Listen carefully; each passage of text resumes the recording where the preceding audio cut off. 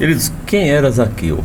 Vamos ler o texto aqui para entendermos um pouco e falarmos sobre a vida de Zaqueu e tirarmos algumas lições na vida de Zaqueu.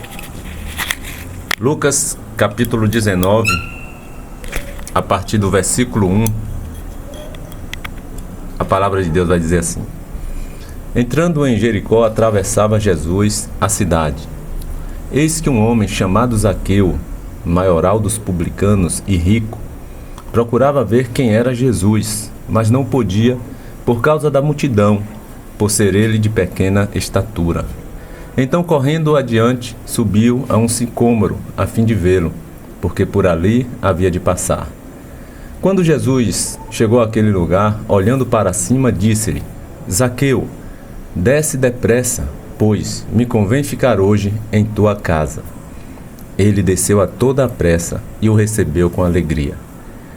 Todos os que viram isto murmuravam, dizendo que ele se hospedara com um homem pecador. Entre mentes, Zaqueu se levantou e disse ao Senhor: Senhor, resolvo dar aos pobres a metade dos meus bens. E se em alguma coisa tenho defraudado alguém, restituo 4 vezes mais. Então Jesus lhe disse: Hoje houve salvação nesta casa, pois que também este é filho de Abraão, porque o Filho do Homem veio buscar e salvar o perdido. Então temos aqui a história de um homem que era rico, né? Quem que era Zaqueu? Um homem rico. Era um judeu, morava ali na cidade de Jericó. Ele era um publicano e também chefe dos publicanos. É como se ele tivesse uma empresa. E ele tinha muitos homens a seu serviço, que se chamavam, os chamavam de publicanos. Quem que eram os publicanos? Cobradores de impostos. E Zaqueu ali, como ele tinha ali vários homens a seu serviço, ele prestava um serviço para o Império Romano. Que serviço que era esse? Justamente de cobrar impostos do povo.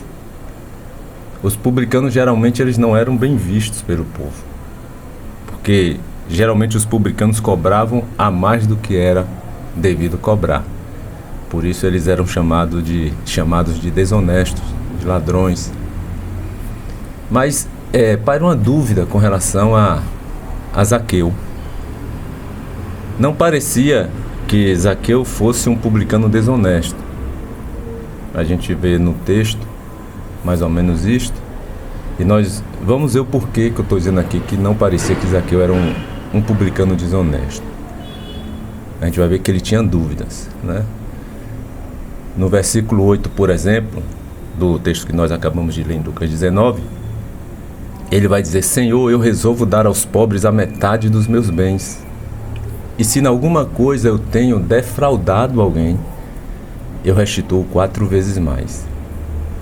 O que nos chama a atenção aqui é que ele diz ele resolve dar metade de seus bens aos pobres, e ele diz: e se em alguma coisa eu tenho defraudado alguém, eu restituirei 4 vezes mais. Este se, ele coloca em dúvida. Ele não tem certeza se ele havia sido desonesto com alguém. Ele não tinha certeza. E de onde é que poderia estar vindo essa dúvida de Zaqueu, para ele não ter certeza? Porque se ele fosse uma pessoa mal intencionada e realmente agisse de desonestidade para com as pessoas, ele já ia dizer como afirmativa para Jesus: Jesus, Senhor, aquelas pessoas que eu fui desonesto eu vou restituir 4 vezes mais. Mas ele não dá essa certeza, e não tem o porquê ele não dar essa certeza se ele realmente agisse de forma desonesta, porque ele estava ali sendo agora um homem transformado. Ele havia de fato convertido. Houve uma transformação verdadeira e genuína no ser de Zaqueu. E com certeza, se ele agisse de má fé para com as pessoas, ele ia dizer para Jesus: olha, eu tenho sido desonesto, e com aquelas pessoas que eu tenho sido desonesto, eu vou restituir 4 vezes mais a estas pessoas. Mas ele não diz isso. Ele diz: olha, eu resolvo dar logo metade de toda a minha fortuna, de toda a minha riqueza, eu vou pegar a metade e vou dar para os pobres. E se fui desonesto, se em alguma coisa eu tenho defraudado alguém, eu restituirei 4 vezes mais. Essa dúvida, eu acredito que Zaqueu tinha, se ele foi ou não desonesto com alguém, se ele defraudou alguém ou não, por conta dos seus trabalhadores, por conta daqueles que trabalhavam para ele. Poderia ser que um trabalhador dele tivesse sido desonesto, tivesse defraudado alguém, mesmo que ele não tivesse dado ordem para isso, mesmo que ele ainda não estivesse nem sabendo, ele ia procurar saber entre os seus trabalhadores se algum deles tivesse sido desonesto com alguém, ou se alguém pudesse vir fazer queixa a ele. E aí ele diz a Jesus: se em alguma coisa defraudei alguém, o restituirei 4 vezes mais. O fato, queridos, é que percebemos ali em Zaqueu uma verdadeira transformação.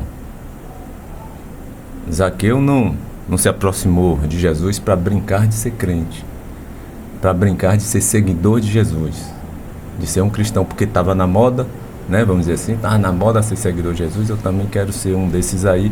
Não, ele não entrou para brincadeira, ele realmente se converteu.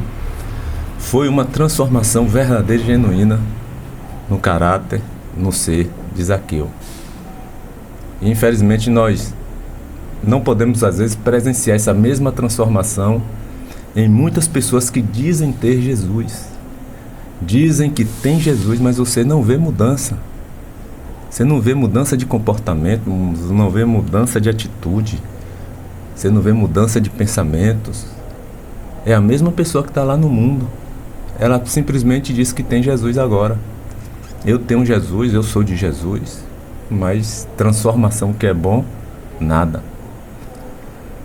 E você, quando recebe Jesus de forma verdadeira, Jesus muda o ser. Muda o ser daquela pessoa, muda o caráter, muda a maneira de se comportar, muda a maneira de andar, muda a maneira de pensar. Há uma transformação completa, uma transformação total. E a gente percebemos ali que o encontro de Zaqueu com Jesus, ele vai gerar frutos. Frutos de um verdadeiro arrependido.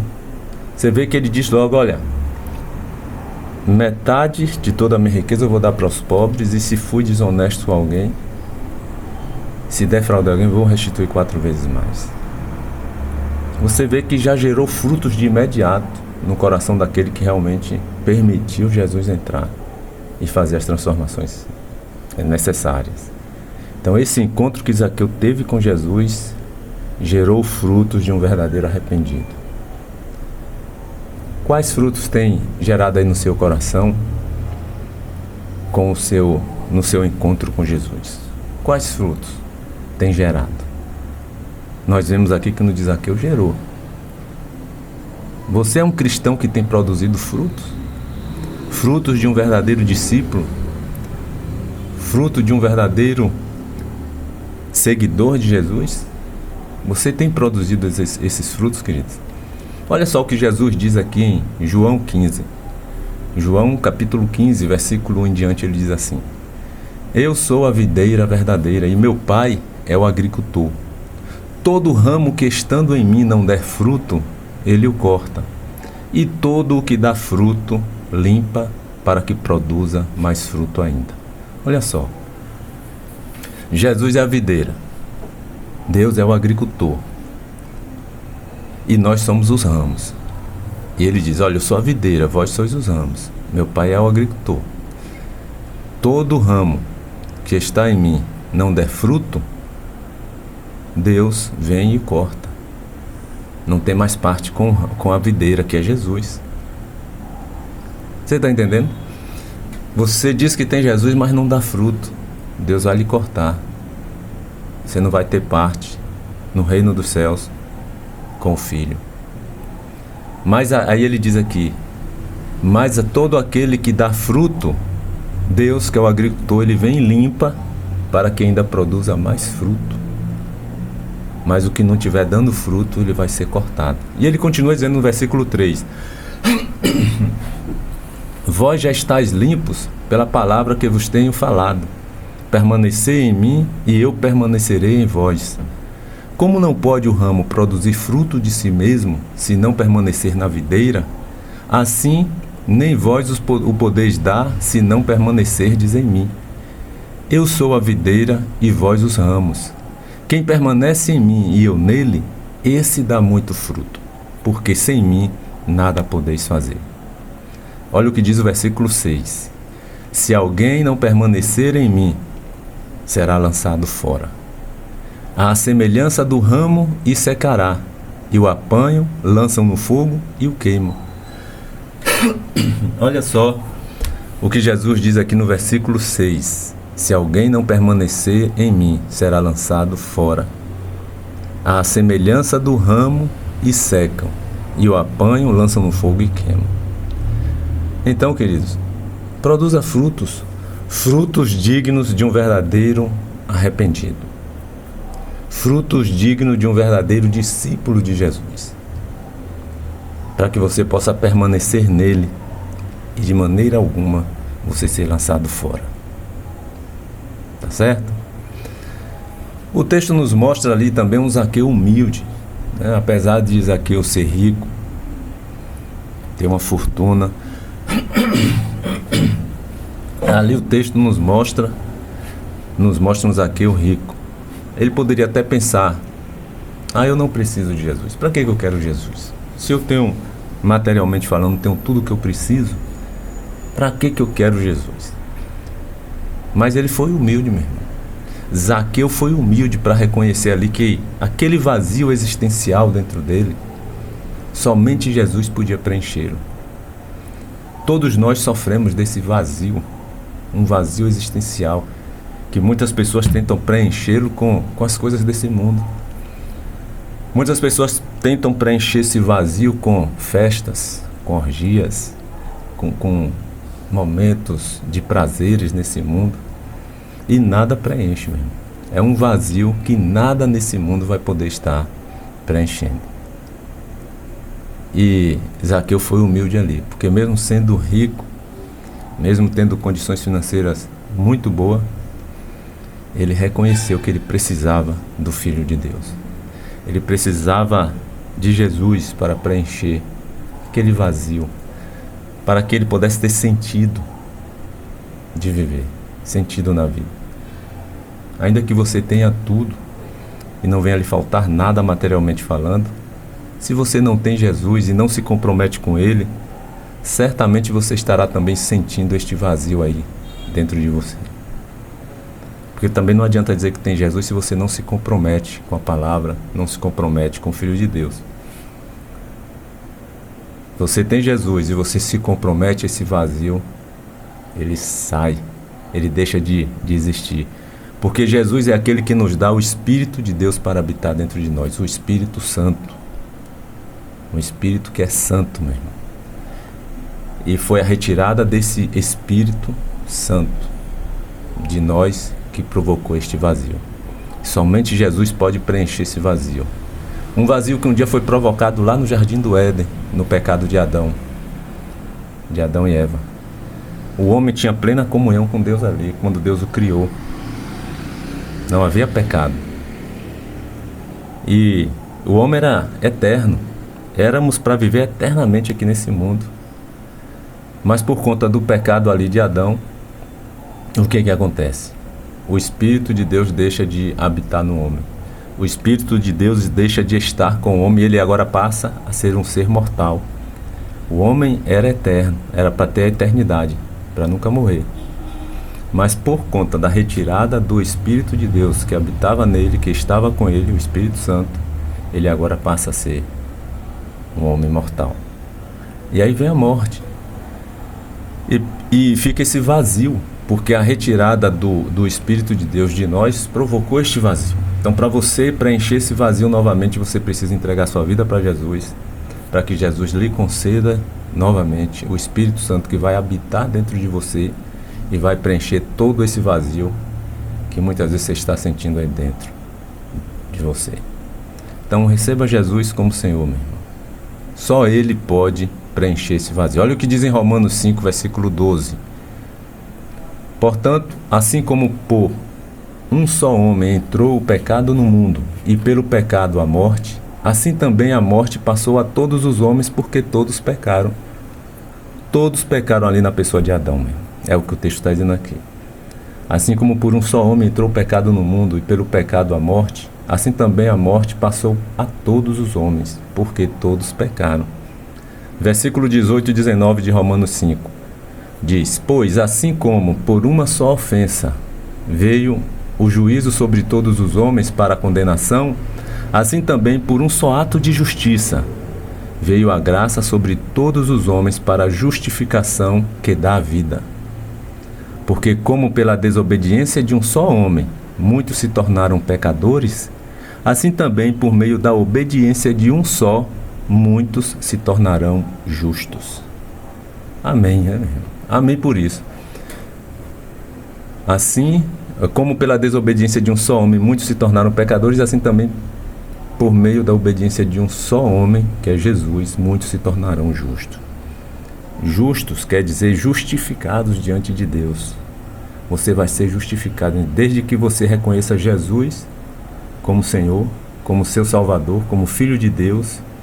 Jesus vai justificá-lo diante de Deus. Você vai se arrepender dos seus pecados, entregar sua vida para Jesus e você vai ficar agora sendo justificado diante de Deus por Jesus. Então receba Jesus como Senhor, receba Jesus como Salvador. E esse vazio aí que você tem, ele vai ser preenchido pelo Espírito Santo. O Espírito Santo que Jesus concede a todos aqueles que nele creem.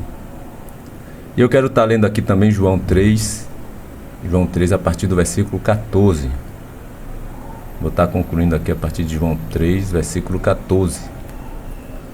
Diz assim: do modo por que Moisés levantou a serpente no deserto, assim importa que o Filho do Homem seja levantado, para que todo o que nele crê tenha a vida eterna. Porque Deus amou o mundo de tal maneira que deu seu Filho unigênito, para que todo aquele que nele crê não pereça, mas tenha a vida eterna. Porquanto Deus enviou seu Filho ao mundo, não para que julgasse o mundo, mas para que o mundo fosse salvo por ele. Quem nele crê não é julgado. O que não crê já está julgado, porquanto não crê no nome do unigênito Filho de Deus. Interessante aqui que no versículo 17 de João 3, ele diz: porquanto Deus enviou seu Filho ao mundo, não para que julgasse o mundo, mas para que o mundo fosse salvo por ele. Essa primeira vinda de Jesus, que vai acontecer a segunda, né, ainda, essa primeira vinda de Jesus, Jesus não veio para julgar.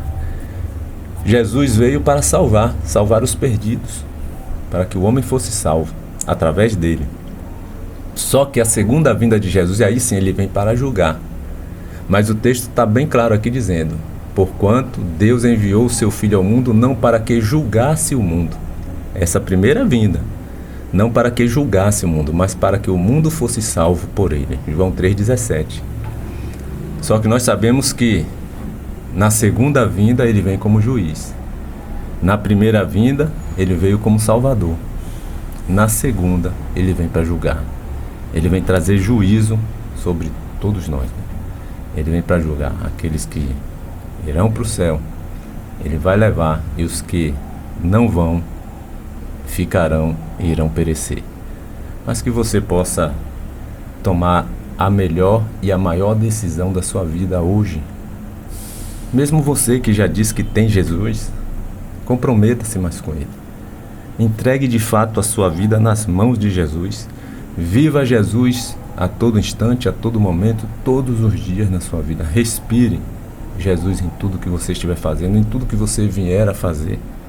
Viva a palavra de Deus a todo instante e vocês terão uma vida tremendamente abençoada e você terá a vida eterna.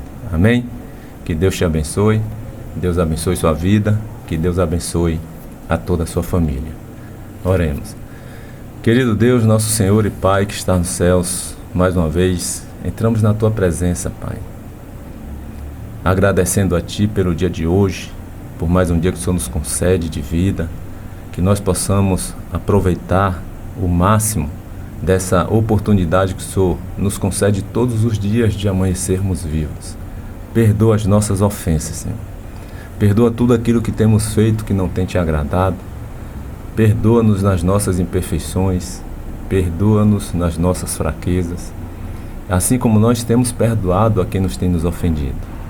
Ajuda-nos, Senhor, a te buscarmos com o coração mais puro, coração mais sincero. Ajuda-nos a vivenciar a tua palavra a cada dia na prática, não somente na teoria.